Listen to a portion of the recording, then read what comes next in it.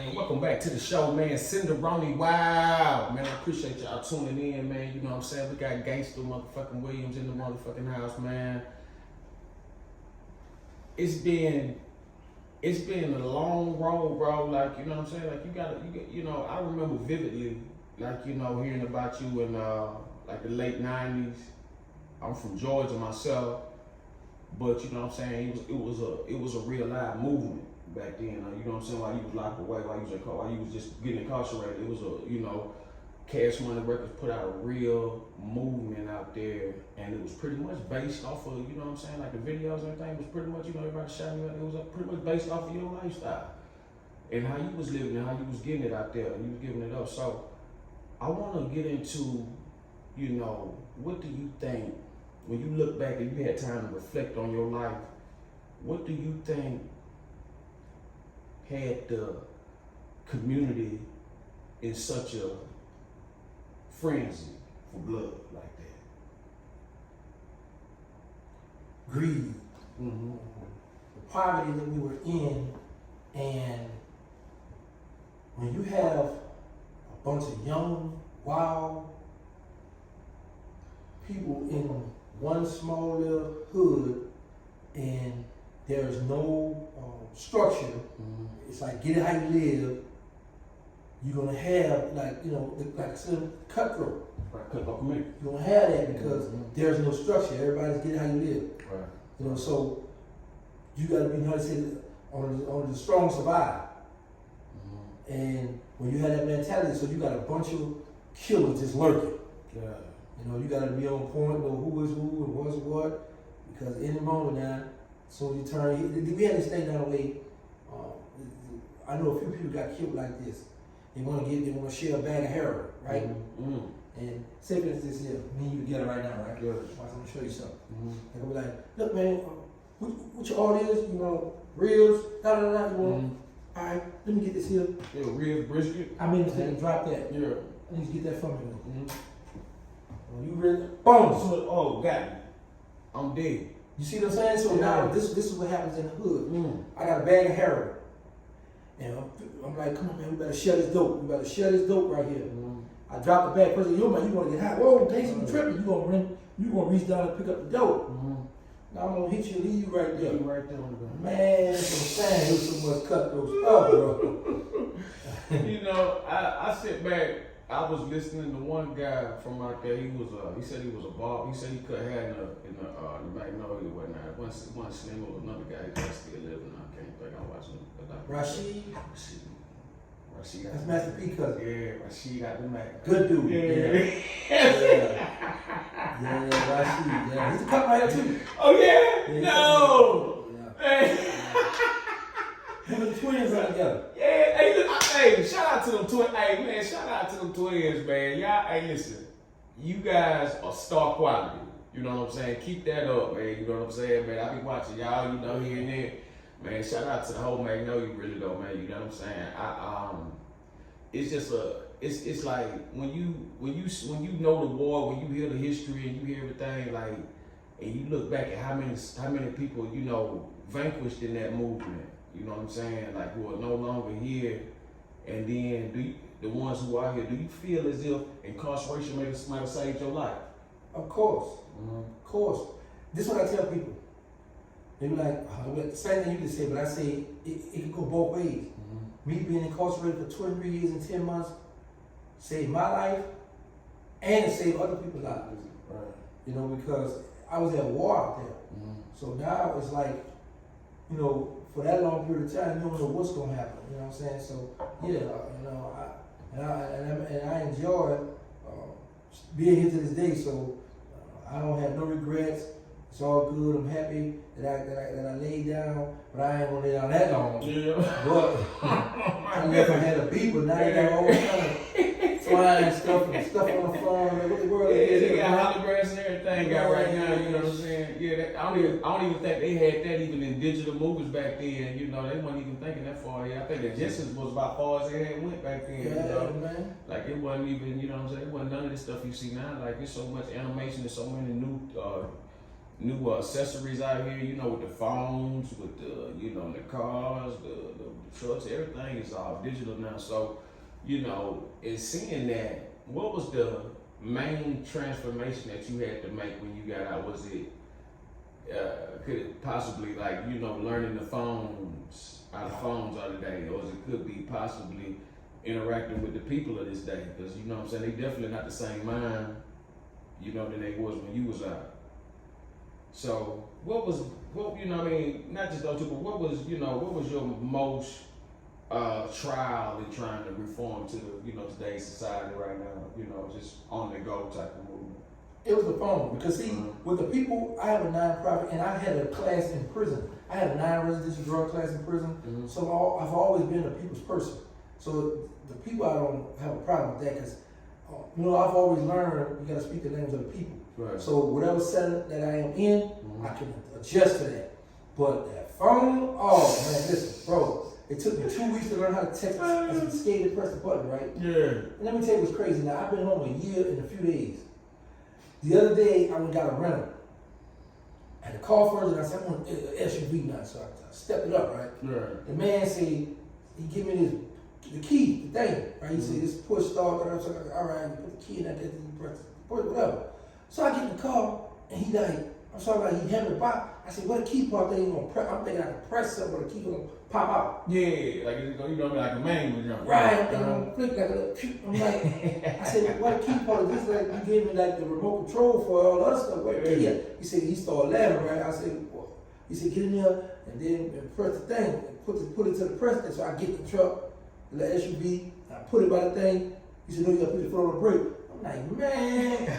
All right, I press the brake, I'm like, whoa. I said, whoa.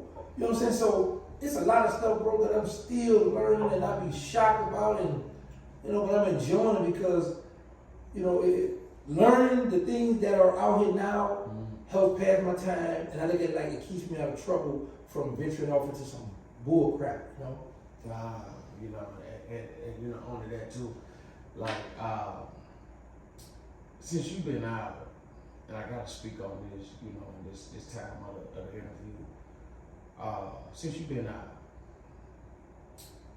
you clearly seen the youth as far as, you know, like, I mean, we all been young, and, you know, couldn't nobody tell us that to a certain degree or whatever, but what do you see in the difference of today's youth and the youth in your time? Because, you know, regardless, you know, like, if you look at the hip hop community or the, you know, the culture and whatnot, you know, they'll try to water these kids down, but they living just as hard as anybody, you know what I mean, as far as putting in work and things of that nature, you know, they out there, you know, committing just as many crimes as they was in the 90s, or just as many crimes in the 80s and stuff like that too. So, you know, what is it gonna take? You know, because I mean, people can blame the rap, they can blame the music, they can blame the rock, they can blame the music, they can blame all the entertainment and music, but it starts at the foundation at home. What do you think it would take for these kids? Would it be some reparations? Would it be change the educational system? Laws? What would be a major boost, not just for people of color, you know, black, brown, yellow, whatever? What would be the resolution to get more kids on a positive path right now? The OGs. Let me tell you what I mean by that. Okay, when I was incarcerated, I used to go through different books, magazines, look at different curriculum that other people have for their nonprofit. And when I started reaching out to society when I was incarcerated, I used to get a lot of good feedback, right? So I realized this, and correct me if I'm wrong, you all in the comments, the legends, the OG, the big homies, whatever you want to nickname them that's incarcerated, still have, to some degree, a hold on the streets. Because if you think about this, when I come home, a lot of people tell me I'm going to give you your flowers. Now, when I first heard the word flower, first I'm thinking, you know, when somebody died. Yeah, right? Yeah. Well, you know, what's up this flower? You know what I'm saying? You know what I'm saying? So now, when you look at it, a lot of the young steppers that on the street, they look up to the gangsters that's in prison. Mm-hmm. So now, I had in my curriculum, I was like, if we could set up a center where people like Big Meech, who else? One of the booby boys, a few of the booby boys that's incarcerated, can call home and talk to these youngsters whenever there's beef. Now, but here's the problem. It depends how far they can go talking to them because, you know, stuff gonna be monitored.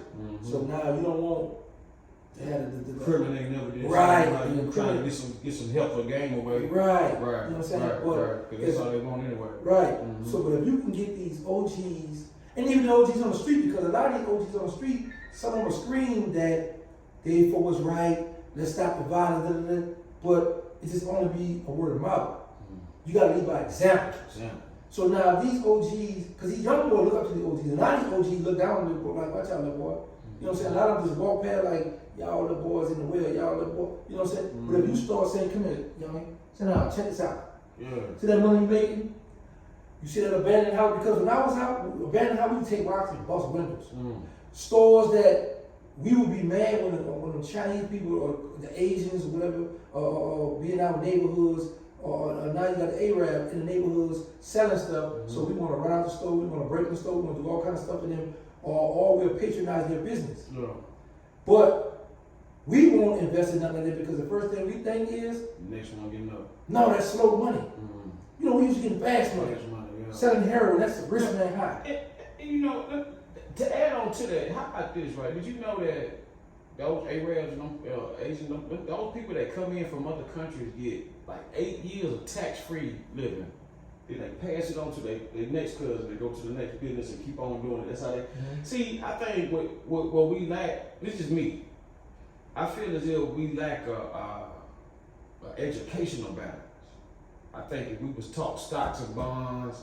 See, in school, especially like when I was coming up, you was only taught to go work for somebody for real. You wasn't really taught to, you know, put in your own work unless you was in the streets hustling or something like that. Then you go on independent contract. But in school, they teach you, you know, you go to McDonald's or go to a fast food place or, you know what I mean? Like, you know, then go to a desk job and, you know, and work or go to a warehouse, a factory or, you know, construction site, whatever. And, you know, working, you know, living like it. But nobody ever focus on the fact of you leaving a whole lot of minds untrained. You know what I mean? And that's the piggyback off what we were just saying earlier, how the OGs just keep on moving and not, you know what I'm saying, pick up the pieces of what's left behind. Because when you know, sell out these drugs, when you commit all these murders, when you commit all these robberies, when you put a lot of that music out there that might influence the wrong, or send the wrong message or whatnot. When you do that, you infiltrate a lot of minds that might not be capable of handling or understanding. Hey, this is just words of wisdom. This is just talk. This is just music. This is just, you know what I mean. But we need more elders out there to school these youngsters and to you know, I don't say hold them by the hand, but definitely pull them up closer and let them know, hey, you not out here alone. I've been there too. You know what I'm saying? It ain't the end of the world. You ain't got to go crash out to fit in. You ain't got to know. One thing I remember OG told me, and it stuck with me for a long time. He said, do the right thing, even if it's not the most popular thing. You know what I'm saying? And I say that to the people out there because a lot of times you do the wrong things for something you felt was right. And it, you know what I'm saying, and it leaves a trail of tears or it leaves a lot of agony and pain behind when you could have did the right thing and still kept your freedom, still kept your integrity, still kept your pride, still kept your, you know what I mean, your, you know, everything that you needed. And so it's just one of those deals where, you know, you got to really understand that the people in today's time has changed, I feel. You know what I'm saying? When you look at the school system, the laws and things like that, I was listening to you in an interview how you said that if you had known better, there's no way they could have got that, you know, that type of stuff on you and you had to do all that time like that. they kind of almost in a way duped you into, you know what I'm saying, giving that because you didn't really have no type of understanding of the law. You know how many other brothers been in that unlost their life in 1,000, 100 years or something like that because they didn't know the law. My first case, I didn't know the law. My own cousin sent me down the road. You know what I'm saying? Look, so we got to the white folks. Just so that, now she a judge. Wow. Yeah, fuck the prosecutors on it. You know. Man, hey yo, let me just say this, bro, because you just put something on my mind. When you just stated about how the foreigners come here and get 8 years Tax-free living, yeah. So now my thing is this. Our leaders, the ones we vote to put in office, the ones we, get behind, rally behind to represent us and lead us, right? Why the people that seek refuge over in our country get 8 years of tax-free when we was born and raised here, and we don't get?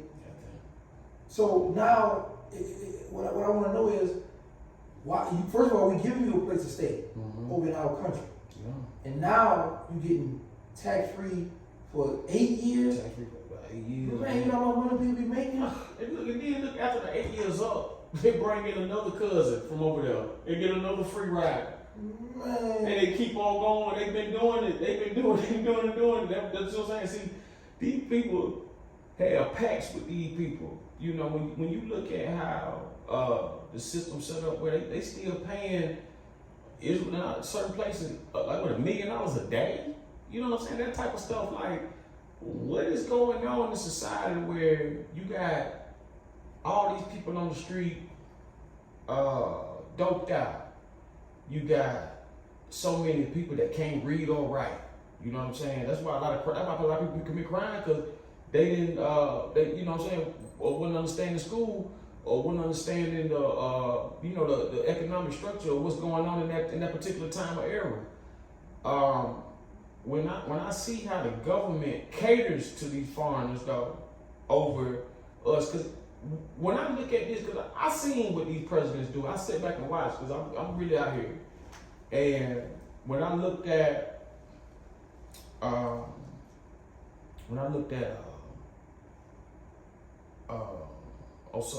Obama's run, I seen more youngsters turn into heroin addicts, because now they not, they ain't got to shoot it up, so now they ain't got to be a stereotypical junkie, or they ain't got to snort it no more. They just drink it. Now it's Kool-Aid. You see what I'm saying? So it's like, they put some flavor on it. Now it's cool. But them same people drinking that lean, they'll judge somebody. It's the same thing. You put heroin in your body when you drinking that type of stuff. When you dealing with opiates, that is the base of heroin.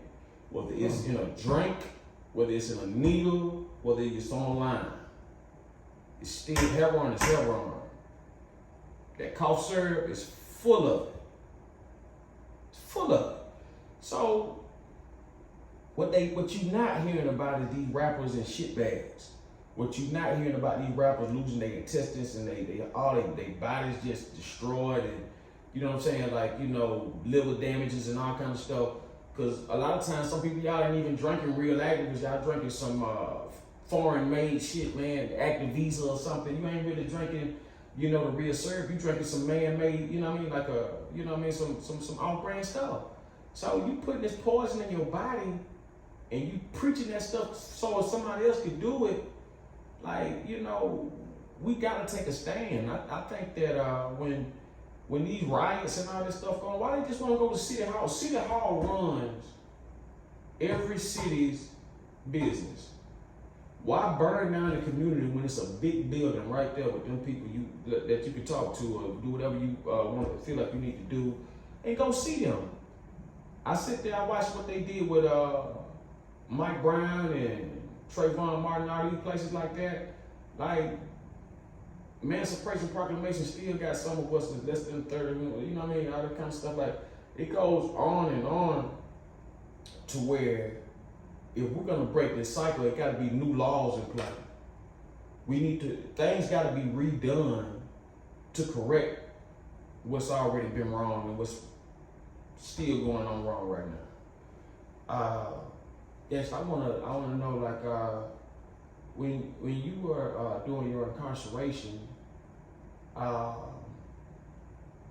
is there any like fans out there that gave you any heartfelt moments that really touched you? You know, that really gave you something to look, you know what I mean, to keep going. Because facing life and don't ever think, did you ever think you was gonna get out? Like, you know what I'm saying? Like, did you have in the back of your mind, like, you know, it's I got a little light out there, like it's still a little light or something. How did you feel? You know what? I used to get a lot of letters from different people. At one point, I used to be like, man, I ain't never going home. I'm stuck in here, right? Mm-hmm. But it was never a dull moment. I was always good because I had my mother, my children, my children's mother used to make sure my children come see me, and I had Birdman and Slim. Mm-hmm. So I never wanted for nothing while I was in prison. Never, man. I don't know how I feel to do bad. Right. You know, I just was in there, you know, it was like, because, you know, no one wants to, well, I didn't say no one, but you got a great deal of people don't want to be in prison. Right. And while you're in prison, you're like, okay, I gotta make the best of it. Mm-hmm. So now here's the bad part. You're in prison with a life sentence, no outside support, that's miserable. Mm. Man, you know how people say, I don't wish prison on my worst enemy? I don't know how people say that, because I do. Bro, I'm being honest, bro. It's creative, man. Yeah, because listen, when you think about when people say, oh, I don't wish prison on my worst enemy, I understand they're trying to paint a picture to show people how bad prison is, but I'm not going to use my enemy for an example, because my worst, you said the word worst. My worst enemy is somebody that hates me, that wants me dead, or wants nothing bad for me. So why, when you hear how bad prison is, see, I used to tell people this when I was in prison. I was like, man, you know what? Bro, there's no cap, bro. I used to tell people this when I was in prison. I said, man, you know what, man, when I get out, man, I don't want to kill nobody. I don't want to do no more killing. Because think about this. When you beefing, when you kill an enemy, it's over now, ain't no more fun. But if you're here in jail, he's suffering now. Man, this especially when he call home, bro, I done seen some of the biggest of the biggest, toughest of the toughest, call home and, who over there? Go do this to me. Crying on the phone, bro. Crying behind that girl, bro. And I be like, thought I want my enemy to go do that. Go get a taste of that. And don't let me know who your girlfriend is. If she don't know me, oh, I'm gonna slide over that junk. Once I work, you did. And I'm gonna wait for you to call home and she go to sleep and answer that phone. What's that? Wow. What's up, bro? Look. And we got a robe, put the robe on, I'm gonna put the shoes on. I'm in here, bro. I'm in here. What's happening with you, bro? Yeah, bro. Yeah, you going got me, man, bro, that prison, bro. Hey, what it was, Bobby Womack, you know, went out there, Bobby Womack wore the man suit to the funeral. Had his wife and wore the man suit to the funeral. Yeah, get him like that. You know what I'm saying? You know, me personally, I always believe revenge best served cold, you know what I'm saying? Because, like, at the end of the day, they ain't give a fuck about you, you know what I'm saying? So, you know, I you know what I'm saying? I'm definitely one of my four type dude. But I do feel as if, you know, I think we attack each other more than we help each other. Oh, that's a fact. Yeah. That's a fact. Because you got to keep in mind is this. A lot of people, social media is the way of life. So a lot of people live for the moment, for the content. Some people be feeling bad, down, they sad, and they're running social media to get a laugh. Yeah. Because anything you want is on social media. It's there. It's man, there. It's there. It's there. Anything you want is on social media. It's there. The plug. Everything. Anything you got, it's there. Social media, man. So, you know, but, you know, we have it bad. We just attack, you know. Attack. It's like, you know what I'm saying? Like, you know, we not really taught to hate other races. But other races do be taught to hate us. You know that? Like, we don't, like, everybody's everybody, right? But somebody else might have a real particular point about you, and you don't even know you. So, you know, it's a lot of that going on. I feel as if racism, for the most part, is it's not, you know, completely dead and like that, but it's nowhere near what it once was in America. But I feel as if white privilege is a is the new racism, because what they do now is they keep certain race of people at a high position at a job per se. Let's say you want to get one, you a color, you want to get some, and you work, but they never move you up. So that's where that, that privilege come in. That's where the new racism is. It ain't necessarily about, calling you a nigger or, disrespecting you or, just, violating you in that way. They play with your livelihood and your money now, smile in your face and cut your paycheck up, you know what I'm saying, or not give you enough at all. So I think we definitely need to have a more steady point on our finances as a people. When I look back, Gangsta, man, when I think about a lot of things, New Orleans, man, changed the fashion in the early 2000s, 99, like late 99, early 2000. New Orleans changed the fashion of the streets. You know what I'm saying? Like, I know I had my soldier. On everything I love, man, I probably bought at least 2 or 3 stores worth of Reebok, Soldier Reed. I probably spent about $10,000 in Jabot, t-shirts and jeans and shit. Like, I was freaked out. And it was all about that, you know what I'm saying? About being a hot boy, getting that money, getting the brows, looking fresh, you know what I'm saying? Every day of the week, wear T-bows and Reed. What was your thing coming up like? Was that the? Don't tell me you one of the originators of that too now.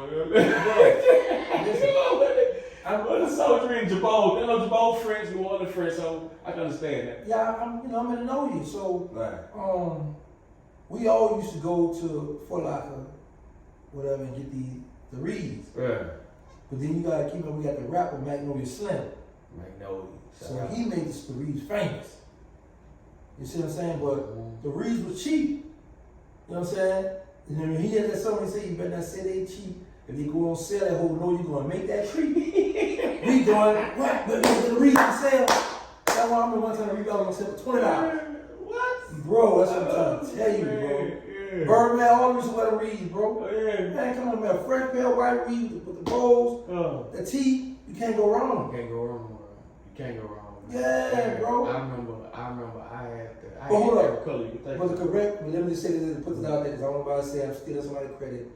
I didn't start T-Bows and Reeds. Right. But I wore T-Bows and Reeds because that's what we did in the Magnolia Project. Okay. That was my thing. Now, I can't tell you who started it, where I know Magnolia Slim rapped about it. I heard some people give him the credit for it. Right. I don't know. I just know we wore Reeds, the Jabots, the T-shirt, T-Bows and Reeds. Every day of the week, man. But now, we also did this too. Mm-hmm. Before the T-Bows and Reeds, you had to have ballads.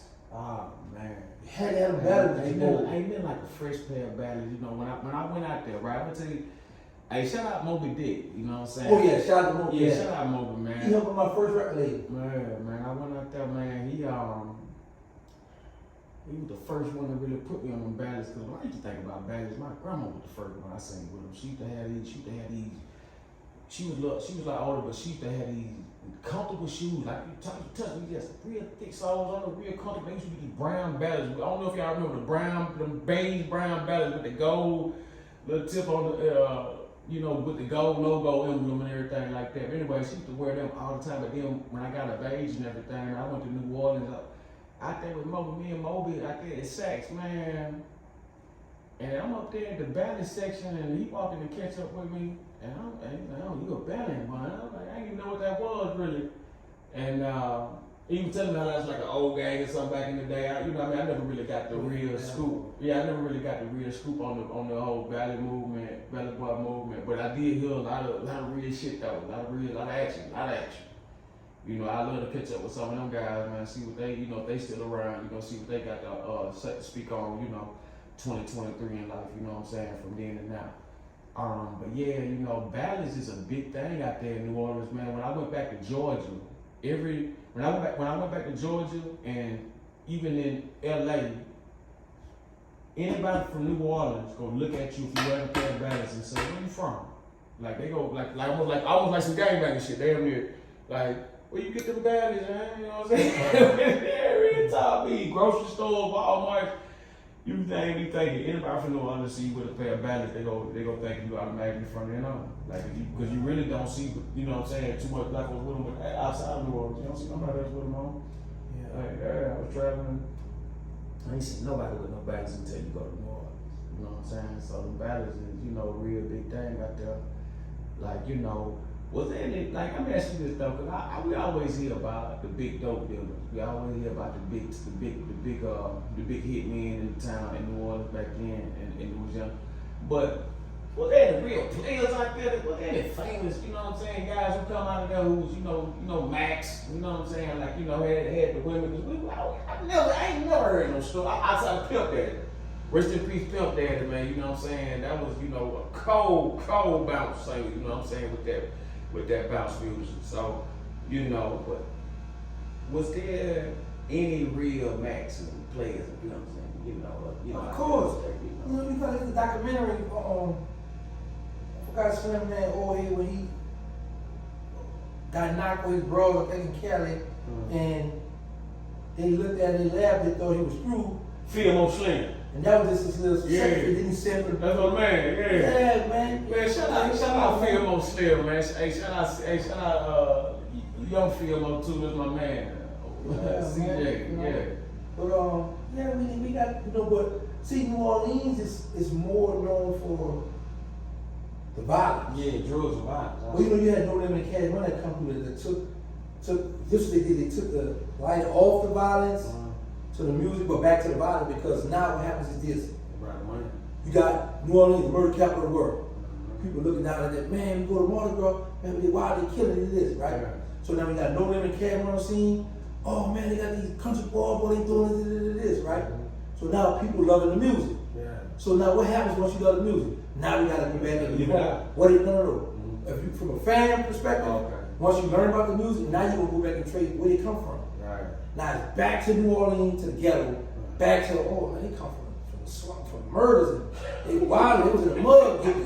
You see what I'm saying? Yeah. So it's gonna go back to where we come up, how we come up, you know what I'm saying? So, you know, but, yeah, man, because people gonna always, once they find out who you are, and they really take a like to you, now they wanna go back and trace your background. You need to know, where did you come from? Yeah. How did this come about? You know, this is something I wanted to ask you, I'm glad you're here right now. Second line. Now, I've been to a few of them. I mean, they got them all the time. It ain't like how, you know, what was it, like once every 2 weeks or something like that? Once a month? No, it's the second line. Once a year? No. Every Sunday. Every Sunday. But second line season is for 10 months out of the year. Only 2 months they take off. Okay. I think that's June and July, I want to say. Right. But second line, every Sunday, you got a second line like a little parade, like a little Mardi Gras, where people had a little the tuba, the drums, walking in the middle of the street, and people from all over just walking like a little convoy. But see, my whole thing about it is though, like now it's like that. Now everybody, you know, is more family, more orientated. Like you see all kind of races of people just enjoying their life at the second line. But it's another side of the second line. You know what I'm saying? It's another side of the second line I want to get into where, you know, a lot of people don't make it back, you know, over the decades and years of time, but a lot of people ain't make it up out of there. So, why don't you just give me, you know what I mean, like, let the people know some stories and instances of people you might have known that lost their life out there, people you know that might have took a life out there. You know what I'm saying? Because that second line, it seemed like a big party, but the bullets coming, you know what I'm saying? See, the difference between now and back is like, I know somebody said that the mayor said that none of the citizens of the city of New Orleans is going to be inside afraid. I want to make it where they can come out to the second line and enjoy their self, right? Mm-hmm. So he had it where a lot of police had to come out now. Back when I was out, when we was out, you had police might be right here, but then 5-6 blocks down there, ain't no police up in that area. So now people was catching them. You know what I'm saying? You get crushed, so you know what I'm saying. And you leave you know what I'm saying? So that's what it was back then, bro. You know what I'm saying? So you had to be on point, loving. You know what I'm saying? He was just catching. Yeah, because it seems as if I'm just speaking on this. If this, I'm just putting myself hypothetically, just put myself this way like that. The only way I can see, I ain't gonna say the only way, but the best way to really win in a game of that type, you would have to have like at least 3 or 4 lookouts. Like it wouldn't even like there's no way I go to a party to a second line by myself, and you know what I mean, like with all the people out there. You ever see this thing? Mm-hmm. I don't care if you got 10 lookouts. When a man come to get his man, gonna get his man because here's the thing. But you can get him too, though. You know what I'm saying? You know. But hold up, you say you got lookouts. Sometimes lookouts be slipping because you got to keep at the second line. It's a lot of distraction. You got girls with shorts, with fatties, stuff hanging all out. They, you know what I'm saying? They jumping. You know what I'm saying? Because at the second line, you gonna have people from downtown, across the river, from all over the city that you've never seen before. All over the world. You know, say, well, where you from? Oh, I'm from, hey, girl, you come here, come here. Because you've never seen these people, you know what I'm saying? And New Orleans is small, it's a bowl, but you got people who still don't go, like me, I've been to every project, all across the river. I'm in West Legal, my railroad, you know, Mary Poppins, what that is, Woodmill. I just travel all over, so I knew someone just about all over. In Kenner, Metairie, the East, I'm all over. You know, so you can't miss me. Right. But you got some people that just stay in their hood. Don't go nowhere. They just happy with being in their hood, getting money. Yeah, that's that. That happened a lot of time on that West Coast. You know, when I migrated to that West Coast, I've been going since the 80s. But when I moved out there permanently around like 09, it started to really interact with the people. I started to notice like a lot of these dudes, they be 20, 30 minutes from the beach. Ain't never been to the beach. They be 10 minutes from Hollywood. Never been to Hollywood. Like they just so caught up in that war, in that beef. Like they, you know what I'm saying, they don't want to leave home. Like they can't leave out their block. You know what I'm saying? I feel like that's when you got to get some type of psychiatric help at that point in time. You know what I'm saying? Like anytime we get to that level where, you know, you ain't experienced your own community or your own city, there has to be some kind of flaw in that to where, you know, I can understand if you ain't got no interest in going outside, but somebody, but if you going outside just to put some work in, I mean, you know what I'm saying, you could potentially want to go a little bit further down. You might find somebody you like that you don't want to kill. But, you know, it's just, I think that, you know, so many people going off this hip hop octane and, you know, the movies and you know, things of that nature, like, you know, they in a different space. It wasn't like that back. I mean, well, let me ask you something. Well, back in your time, was the Killers killing off of R&B music, like back in the 70s and 80s, were they on the hip hop? Was the hip hop scene, you know, really on time back then? Because I know New Orleans got their own style of music with the bounce. See, back then, the heroin was the choice of music. You know, drugs. You know, like the dope singer too. Yeah, man. Music, man. If I don't want to cut that music, I need to hear this stuff. I need to see my man. You know, but like me, I've never in my life done drugs. Yeah. Never. I've never drank. I've never done none of that. You know, so I was a natural. You know, just out there stepping. You know, but you know, for a lot of people, they snort a bag of that dope, and now they ready to just kill a machine. Yeah, so it wasn't the music. The music was the party. You enjoying yourself. Yeah. You know, like this day and time, the youngsters, because they got the drill music, they got the pipe, tempo beats, so they hyped up. They got Draco. They let it go. All energy, yeah. The music, they let it go. But like when I was out, you see your target, you know what I'm saying, you go and make them dance. You know what I'm saying? But now, man, these little young boy, I'm retired, but I've been in the street, but they got me scared. Yeah, but it ain't no man, it's anybody. Man, you know what I'm saying? Yeah, ain't no man. See, and that's why I can honestly say the game is definitely disrespected, man. I done seen blades where, you know, you got prostitutes out there gang banging. They ain't thinking about, you know, they looking for no dates. They up there banging on each other across the street. You know what I'm saying? Like, I don't know what they you know what I'm saying? Like, The focus, like people are focused more on hate than something productive. And even in a life of crime, you would think that you would still be focused on flourishing and trying to be the best you can be. But some people just, you know what I'm saying, can't never really get over the hump. And I've been trying to really figure out, like, is this a chemical imbalance in the brain or something? Or like, you know, is this a choice that people make to not want to better themselves? You know, cause for what it's worth, you know what I'm saying, a job is a job. Whether you a hitman, a doctor, a rapper, you know what I'm saying? Like the jobs have purposes. These kids nowadays don't have no purposes. You know what I'm saying? All they want is some fashion and some drugs. And that's what it's about now. It's about fashion and drugs. These kids ain't even killing for money for real. You know what I'm saying? Like they really would rather kill you for your belt or for your watch or for your gold chain. You know what I'm saying? It's like for your diamonds or something. Like I don't know what to say about these youngsters as far as, you know, what they be thinking about when they do what they do.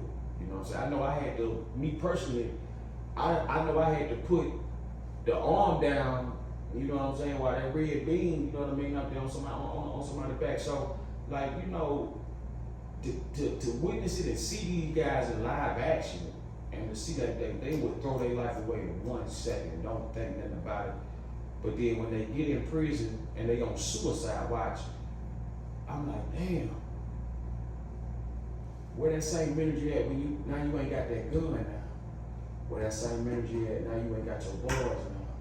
Where that same energy at now you ain't got no phone, no social media and all that shit?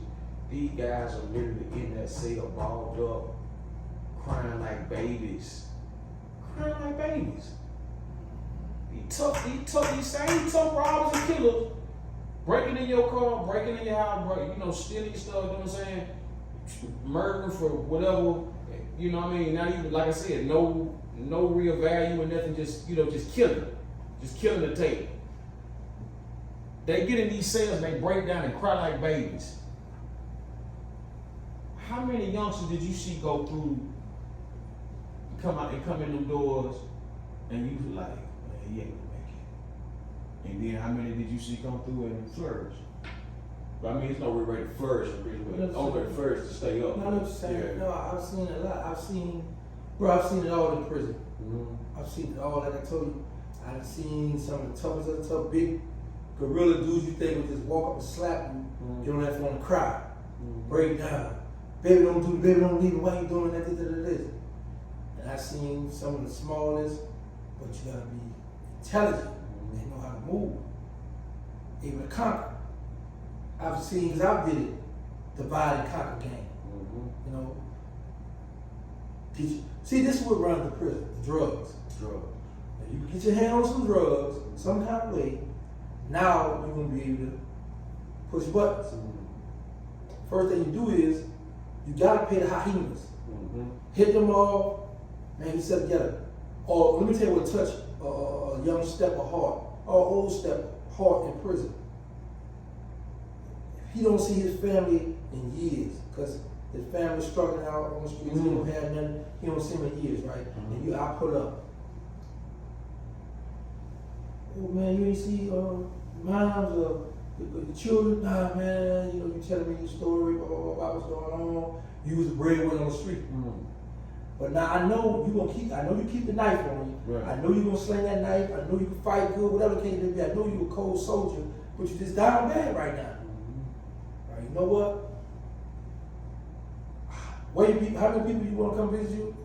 Look, man, I'm about to get my people to book a flight for them, or you know, or where they at, how far they are from here. All right, I'm gonna get my people to get a rental car. My girl come up here, we're gonna pick up your girl and the children, get that stuff together, man. Let them know, man. Now I run your heart because now you got to visit, bro. Visit means listen. This is one of the number one rule in prison.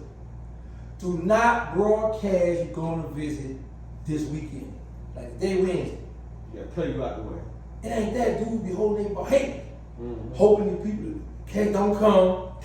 Listen, man, dude be sitting back, you know what dudes do, bro. I see the bedtime dudes be like, yeah, my girl coming up here, boy. And then this the number 2 rule. Do not get dressed ahead of time. Because I done seen guys put on his fresh outfit and they sitting out the day when they wait for the man. Every time they hear that phone ring, they thinking it's for them to go there, go up there to that dance floor. So when they William, Holmes, Brian, I'm not calling name, right? And his name don't get called. Now, the dudes who he done broadcast this week sit back. They laughing at him because misery loves company.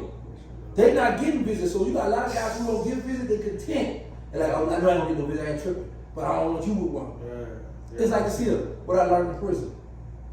You, me, this ice chip, whatever this thing is here, these cups, all of us hang together. The ice holder. The ice holder. Yeah. We all hang together. We all broke. But we hanging out, cracking jokes, we talking about Wall Street stuff, right? Yeah. We all good. The minute this ice holder get a check in, and he go to commissary, now we kind of jealous now. We hate. Man, yeah, he went and he gonna eat, bro. He gonna eat it up by Friday. Now all that food gonna be gone, man. He ain't gonna have it. We hating now because this man went to the commissary. Bro, that stuff go on in prison, bro. It's 1,200 men on that compound, and they know. had job now. Yeah, the Fed do. The Fed have a job. That's a good thing I like about the Feds. Because you work, if you don't have outside support, you're going to be able to take care of yourself. Now, the thing is this. It depends on where you're working at. Like, certain job, like Unicorn, going to pay you anywhere from, if you're on maintenance pay, it's $5, but anywhere from $25. I know my seller was making $200-something. I had a guy that was making $500 a month or a week? A month. Okay. I had a homie that made $1,000 because he had longevity. But yeah, you can make money in prison. You got some people working in the law library. You got people working in the child hall. So you got different jobs. Like I had a job where I used to clean the phones and the computer. And they were paying me $48 a month. You know what I'm saying? So you have people, like I've seen this. I've seen guys survive off $25 a month in prison. Bro, I'm telling you, this is not something I heard, this is something I witnessed. Yeah, my partner used to say, look, watch this again. He's gonna get him some apples. He's gonna give him some peanuts. He might get him a bag of coffee. He's gonna give him his everyday little routine, a little snacks, a few soups.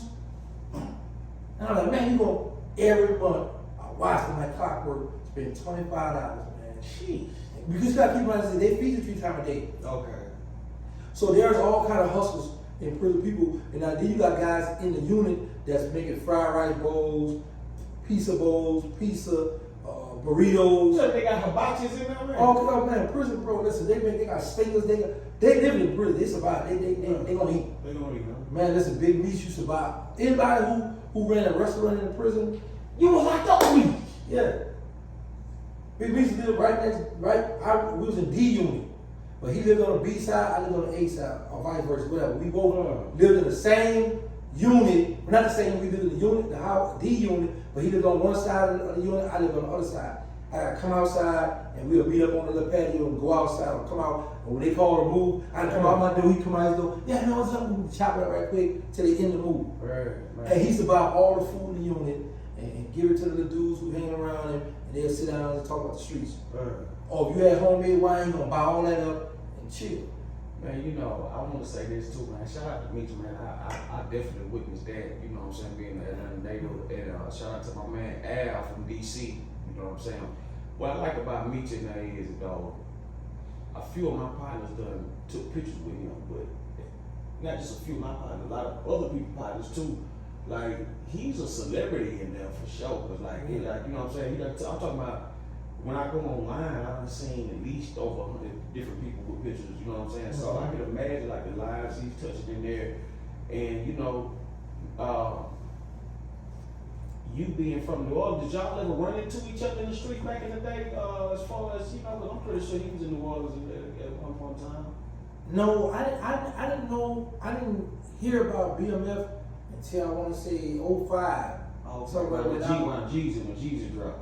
No, when I was in USP McQuarrie, there was some guy telling, yo man, they just indicted the BMF out of big meetings. So I was like, who's that? You know, I didn't know what was going on with the BMF movement. Right. But over the years, I started hearing more and more about BMF. So I'm hearing dudes talking about BMF. You know, how big meets to be in the club, doing this and making it. So I'm like, real life shit, man. Like, so I started looking at the magazines that I started seeing. And then when we came to the compound where I was at, we got a chance to talk. And I'm hearing that, I'm looking at the picture, I'm like, oh, oh, he was for real out there, you know. So then he told me personally, he was like, man, one time me and Suge never hanging out, I had to get a private jet for him to fly him home so he would get his probation violated or parole or something violated. Right. You know what I'm saying? So, yeah, man, he always showed love. He always been a good dude. He always showed love. Shout out to Suge too, man. You know what I'm saying? Yeah, shout out to Suge Knight. Because Suge Knight sent word he watched my YouTube channel. No shit. Yeah, shout out to Suge Knight. Hey, I'm gonna tell you something funny about Suge, man. I met Suge at Mayor's Diner in LA, right? I told my man we was gonna meet him. The same can't pick up. I said, man, look, we'll go run across Suge tonight. So we up there eating, man. Suge pull up, had some snow bunnies and everything. You know, there's some more. So they up there eating. He up there kicking jokes, watching my plate and shit like that. Like he was a real character, man. Like I hear shit, but like I don't, man. Come on, man. Like you know what I'm saying? You know, Suge was a real solid dude. Took pictures with all the people that came up to him. I mean, you know, and things of that nature. So. You know, man, shout out to him and, you know, hope you get on early, you know what I'm saying? Shout out to my bro Means, out there, used to be security at Pinups, you know what I'm saying? Meechad came through, had security guard in 6'9". My bro, not the security, they used to have like boxing, right? They used to have boxing matches back in the day, you know what I'm saying? So Meech used to come through, you know, like 20, 30 cars deep, man, had a garbage bag, some money type shit, you know what I'm saying? Man, he come in with the hefty bags. Oh, yeah, they come in with hefty bags. I caught him at Strokers one time, he had a briefcase. The nigga had a briefcase, you know what I'm saying? Popped out, you know what I'm saying? That type of shit. So he was definitely like somebody I ain't never seen before, man. But yeah, he brought it to Pinups, man, and they had a boxing match and he put his security guard against my bro, man. Yeah. I think the security guard name was 6'9", man. Shout out to 6'9", man. Hope everything going good with y'all. But yeah. Put him on the back. Hey, bro put it on his back. You know what I'm saying? I heard it was a bounty on it, you know what I'm saying? We're gonna talk about that. Talk about that, you know what I'm saying? Yeah, you put a bounty, you think gonna beat my security. I heard that they were hollering, but you know, nevertheless though, you know what I'm saying? It was a lot of good memories, man, you know, from them times, man. I just feel like a lot of these memories get faded away in this generation because everything's so fast. You know what I'm saying? Have you noticed the time moving fast from when you was back then to right now? Like, it's almost like the world is going like 20 seconds faster. Yeah. But like, it's crazy you say that because I was just thinking, bro, I've been home a year. Mm-hmm. And I'm like, what happened? Like, bro, it's like really in prison too. Like, when I was in college, I did 12 years and 10 months. Right. And my time constantly, because in pens, somebody always gets stabbed, killed, a fight, something going on, we locked down. Right. A month, 2 months, 3 months. Come out. Is this every day in there, or is it like, come on, it gotta be not every day, but yeah, it gotta be some separation in these. It's gonna be a little separate, but not that long. Okay. Like the say for instance, like something pop off today, Wednesday, we gonna lock down for baby. There's a little misdemeanor, a little fight, something, we might go lock down, come back up next week. Something it might be going good for like a day. Maybe that next you like, okay, I'm gonna get a visit this next day. The dudes are going, all the seals running. Get on, down here, gone. Oh man, gone. So that's why in the prison it's not good to loan your pictures to nobody, certain stuff of value to loan to somebody because like when you kicking right now, you might let me see your photo album. I'm checking out the girls, whatever. Now we're going to lockdown. Boom. I'm from New Orleans or the South. Say you repping Cali this time, you're on Cali time. Mm-hmm. And Cali got into it with the GDs or whoever. And there's not a lot of y'all, they're going to ship y'all out of here. Now I got your photo album.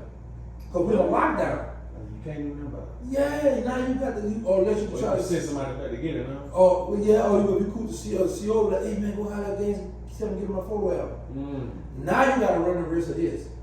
Give it to the back, huh? If I want to get it back. Because I'm looking at all these bad bro, I've been doing all the long time. These girls good. Man, listen, you shocked. I got a lie, you got to go home anyway. Man, he get some more girl, I get it. See, hey, wait, what's up? Son say you got his photo up now. I'm gonna get away with my door, man. Over with, boy. Now you selling dead. You see the word out. Tell him to catch me. Tell him to kill him. Tell him, man, whatever. Man, bro, what is it? You know, dudes want to fantasize in prison, bro. Yeah, they want to get that money. Yeah, let me tell you what happened. They like a girl, buff in the body, Kai Toy. These girls, Jessica Rabbit, Key Toy. Jessica Rabbit. These girls were hot back. Pinky. Yeah, Pinky came down the line. Pinky was bumping. But you know, that was before Pinky. Nah, Pinky was before them, right? No, man. Yeah, Pinky was before Buffy. Yeah. Yeah. She wasn't hot in the prison. Let me tell you who was hot in the prison system first. Mm-hmm. You had Buffy the Body. You had the Key Toy from Atlanta. The girl Cherokee. Cherokee, yeah. Cherokee ass. Yeah. I didn't catch on the Pinky till It like... was two Cherokees now. You remember one of them Cherokee ass, there was another Cherokee. One was a thick, shorter Cherokee, the other one was kind of a slim, thick one, but like it was two Cherokees. Okay, I know one of the tattoo on the butt. Yeah, that's the short, thick one. Right. But I ain't...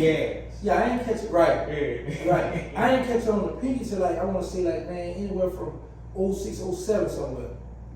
Yeah, right around that time. Okay, well, Buffy was out before that in the early 2000. When did that movie ATL come out? That movie came out like I want to say that came. Okay, you might be right there, but nah. Pinky was out in West Coast production in 99, 98, 97, 2000. Oh, come on, bro, that stuff ain't reach us. You know what I'm saying? You talking about who came out first? No, I said who's the hottest in prison. Oh, okay, I can't throw that. No, I'm trying to tell you. I thought you said who came out first was Pinky, then the rest of them came in time. You know what I'm see, saying? we ain't know Pinky. Okay. You know, in the prison, they let us get porno books in the prison. Right. So you had all these other, I forgot that red girl. I was crazy about this red girl. Porno stuff, man. What's her name? I'll tell you her name. Oh man, beautiful. What's her name? She The was Slim Jump with the yeah, talking about the pretty face. She was tough. Yeah, her, bro. Like what you talking about? You know what I'm saying? So we had all them girls, all the girl Jordan too, the pretty eye. Yeah. So you know we had all them. We didn't have Pinky in our books back then. You know what I'm saying? Like I said, there was the videos. You had Buffy and them. You know they was on the scene doing their thing. Yeah. Then Pinky just took over. You know she had her run. You know. Yeah. But you know in prison, bro, like I said, man, you know we family. We like, well that's my girl, that's my girl. Blah, blah, blah. You know, but I stayed away from a lot of them pictures and all that stuff. I used to have a lot of pictures, but like dudes would sell pictures. Right. You had people go online, print a picture of, mail it in, and if the girl bending over, you can see her vagina from the back with the underwear or something. Yeah, that's going for like 4 stamps or something, or $2 or something. You know, certain pictures was worth money. I done seen dudes pay $10 for a picture. Man, certain pictures, but they be like, oh, that's such and such. Man, give me, you know what I'm saying? I had to sell it. It was a white guy I was cool with, he from North Carolina. He would pay like $20 for this one. It was this one white girl he was crazy about, and it was different pictures of her. And whoever he saw with it, he would, hey, dudes have a photo album with the white section, the Latino section, the black section. So when they go on the record yard and get the book out and buy your picture. Yeah, I didn't tell about now I seen guys lie. I had one of my dear brothers do that. Yeah, that's my old lady, brother. I'm like, wow, man, I gave my man that picture. He laughed. Hey, bro, man, so much stuff going on in prison, bro. Yeah, man. Look, I will tell you this story, man. I remember this guy. They go right on with this penitentiary story. Like, this dude had created a fake page of a woman, and so he go inside this group full of players and pimps, man, and start acting like he don't want none of the guys in there, and then he choose up with this one guy, but it was the same guy that created the page. This nigga made a page and chose himself online. You know what I'm saying? Wow. So, like I said. Wow, I like that. Yeah, I like that. Because now people, he knew the psychological warfare. He plays like lots of games. Yeah. These Jedi mind tricks. I'm talking about I'm talking about these same dudes. R.I.P. You know what I'm saying? You know what I'm saying? To the peace and everything like that. But like a lot of these guys you see on these YouTubes and things like that doing all this stuff, had these same guys up there. Everybody was at this one chick, and everybody think this a real live bona fide. Oh, man, the whole time it was the dude playing games. It was a motherfucking fake page. The dude wound up choosing himself. And see, that's the type of games. That's what I say. Like, you know, when you playing these type of games, you know what I'm saying? You got to have some wit. You got to have all kind of, you know, things matching with that. Because, like, you know, with so many people out here trying to con. Wow. I think that, you know, you miss blessings by, you know, continuing to do madness. You know what I'm saying? Like, a lot of blessings get skipped and passed. You know what I'm saying? But then you got some people who thrive off of it. Have you, like, in your years of age, have you seen the sense of the yin and the yang, like the good and the bad? Like, how do some people do so much bad and still prosper. Then you got people who do so much good and still be in bad shape. Because you know what? I mean, for those who are religious, it's a test from God. Because I know Allah subhanahu wa ta'ala says in the Quran, Surah 29, ayah 2, just because you say you believe, you don't think you're going to be tested. So now you're going to be in the bottom of the pit, struggling, trying to get it. You know, the person will say, why me, God? Why I got to go through this? Okay, what you saying, you believe in God, go ahead on and work, you know what I'm saying? But, you know, also, the Bible says, work without faith is dead. Yeah. So now you can't just think that you're going to be praying all day in that cell, just praying, and not putting into action that it's going to come through for you, you know? But yeah, man, a lot of us tested, you know, and then a lot of that stuff, like you say, the bad guys getting all this good, that could be the devil's work, giving you all this materialistic stuff. Here you go, throwing it in your face, you doing his work, you know? But also, you know, how it said in the Bible, a fool and his money should sow in part. So, you know, I've seen a lot of guys do good, balling out of control, you know, and all the while it's materialistic stuff, you know. And then the thing about it, they got it, they showing it off. Yeah, I got it going on, balling, put it in people's face. But just how God allow you to have it, you can take it from you. Just like that. Yeah, then it's like a random, like trading places. You know what I'm saying? He just bought it from me.